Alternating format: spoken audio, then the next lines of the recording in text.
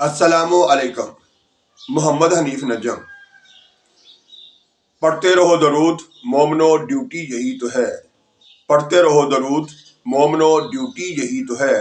سارے جہاں کی مومنو، بیوٹی یہی تو ہے۔ صلی علی نبینا، صلی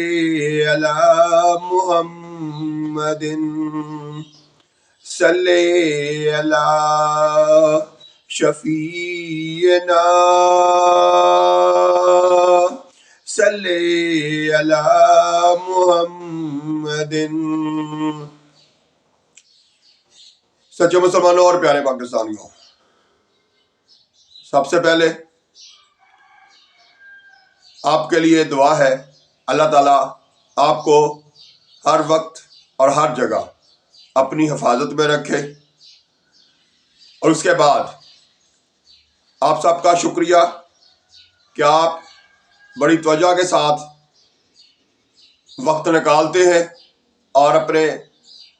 اس عشاء پاکستانی چینل کی ویڈیو جو ہے روزانہ سنتے ہیں، دیکھتے ہیں اور پھر آگے شیئر کر کے اپنے پیارے نبی حضرت محمد صلی اللہ علیہ وآلہ وسلم کی سنت جو ہے وہ دوسروں تک، ان کی حدیث جو ہے وہ دوسروں تک پہنچاتے ہیں، تاکہ آپ کو ساتھ ساتھ اس دنیا میں بھی فائدہ ہو اور آخرت میں بھی اس کا اجر و ثواب ملے۔ اس کے ساتھ ساتھ آپ کا بے حد شکریہ کہ آپ نے چینل کو، جنہوں نے سبسکرائب نہیں کیا ہوا وہ بھی کر رہے ہیں، اور جنہوں نے کیا ہے ان کا بھی شکریہ کہ ان کی وجہ سے اب تک ہمارے سبسکرائبر جو ہیں وہ 1500 سے اوپر ہو گئے ہیں، اور اب ہمارا اگلا ہدف تیزی سے 2000 کی طرف بڑھنا ہے۔ یقیناً آپ اس میں اپنے اس چینل کی اور میری مدد کریں گے، اور ساتھ ساتھ اللہ تعالیٰ سے اس کا اجر و ثواب بھی حاصل کریں گے، کیونکہ ہمارا ایم اپنے ملک کو ترقی دینا اور جو ہمارے اندر کوتاہیاں ہیں ان کی نشاندہی کرنا، اور آپس میں اس غلطیوں کو، ان کوتاہیوں کو ختم کرنے کی کوشش کرنا، چاہے وہ پاکستان کے حوالے سے ہوں اور چاہے ہمارے پیارے مذہب اسلام کے حوالے سے ہوں۔ تو آپ کا بے حد شکریہ۔ اب آتے ہیں آج کی حدیث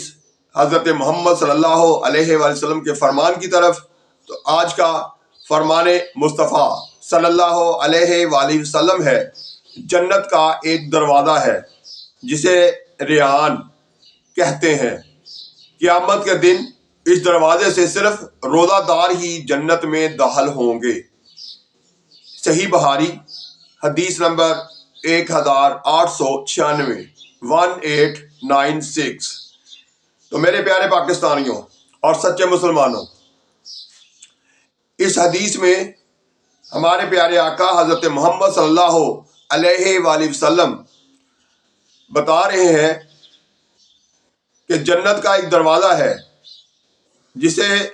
ریان کہتے ہیں، یعنی اس دروازے کا نام ریان ہے، رے یہ الف نون، اور بعض لوگ غلطی سے اسے ریحان بھی بول جاتے ہیں، تو وہ غلطی ہے۔ درست جو ہے وہ ہے رے یہ الف نون، ریان۔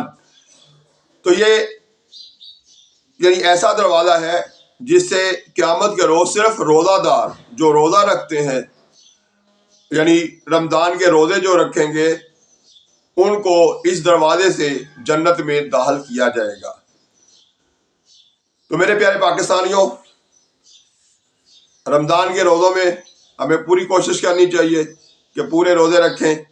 اور پورا اس کا اہتمام کریں، لیکن یہ کہ اہتمام کرنے سے مراد یہ ہے کہ پورے سلیقے سے روزہ جو ہے اس کی اہمیت، اس کی افادیت کو جانتے ہوئے اس پر عملی طور پر ہمیں درست طریقے سے روزہ کو پورا کرنے کی کوشش کرنی چاہیے۔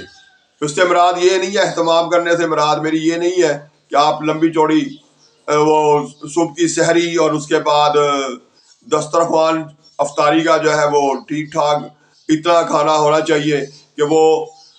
جو سارا دن ہم نے نہیں کھایا اس کا بدلہ ڈبل کر کے نکالیں، نہیں، بلکہ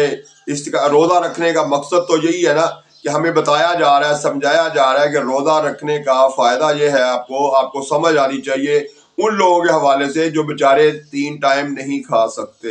جن کو 3 ٹائم یہ نعمتیں میسر نہیں ہیں، ان کے لیے احساس پیدا کرنا ہمارے دلوں میں، اس کا مقصد تو یہ ہے۔ لیکن ہمارے ہاں یہ ہوتا ہے کہ بلکہ روزے میں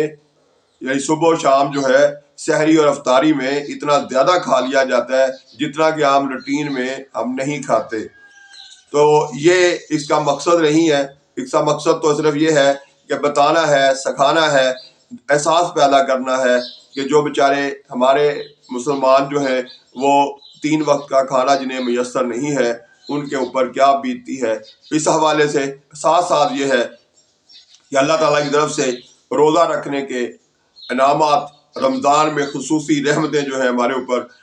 جو نازل ہوتی ہیں اللہ تعالیٰ کی طرف سے، ان کو سمیٹنا ہے۔ مثلا پہلے اگر ہم ایک نماز پڑھتے ہیں تو اس کا ثواب جو ہے